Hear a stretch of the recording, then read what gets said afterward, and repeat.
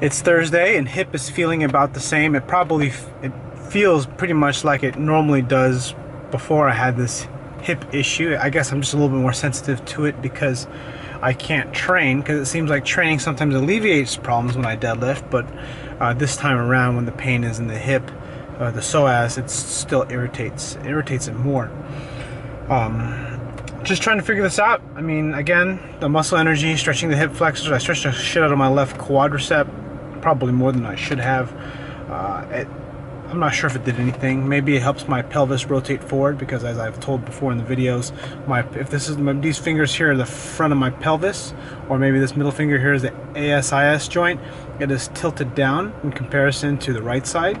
So I have an anterior tilt, but more so on the left side than the right side, making the left side the shorter leg. Because when you have a pelvis that's rotated forward, or anterior tilt more on one side than the other, that shortens the leg.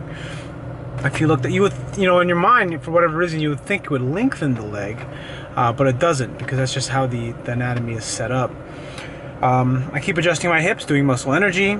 I'm not sure how effective that's actually being. I can just say that after lying on the ground, either on my back or face down, prone position, I feel better. I just gotta lie down for about 5 to 10 minutes and I feel great. So I don't know if the foam rolling is working or just lying down. I'm pretty sure it's lying down is making the difference.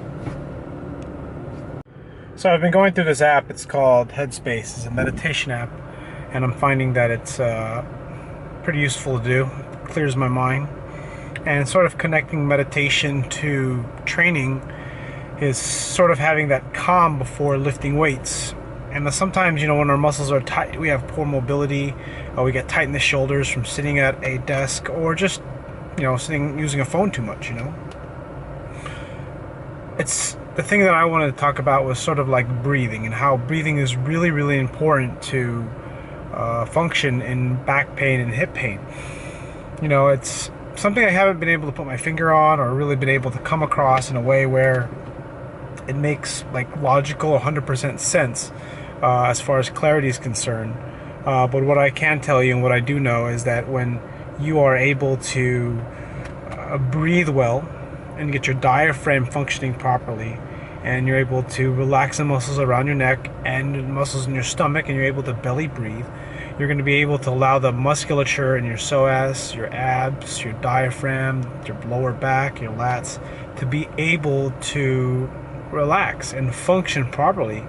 Because when we think about tight muscles, or taut muscles, or muscles that are stiff, it's a lot due to hyperactivity, due to too much neural drive.